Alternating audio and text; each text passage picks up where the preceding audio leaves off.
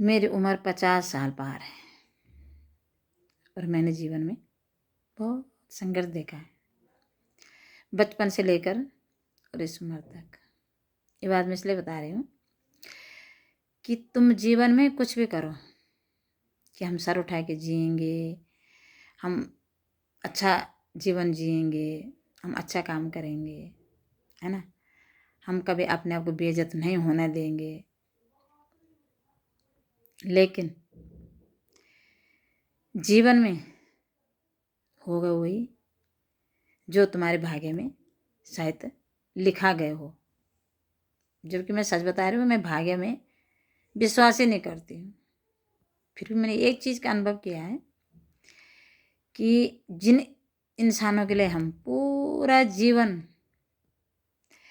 बेइज्जती सहते हैं, अपमानित सहते हैं, संघर्ष झेलते हैं, एक दिन ऐसा आता है कि उन्हीं इंसानों के कारण हमें फिर बेइज्जत होना पड़ता है, फिर संघर्ष झेलना पड़ता है ना।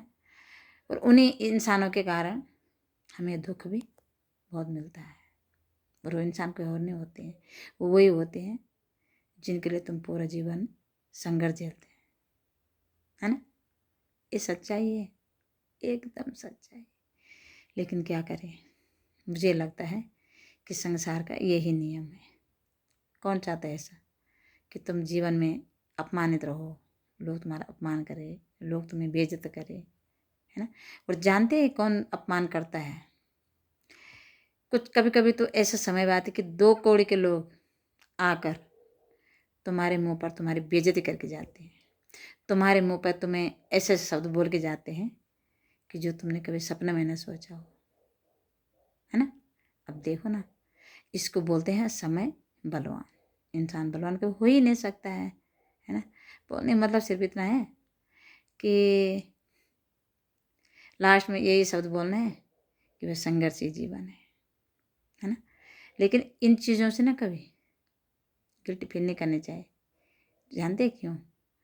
क्योंकि हमारे एक कहावत बोलते थे दादी लोग कि आगे की जो लकड़ी होती है वो पीछे तक जलती है ना।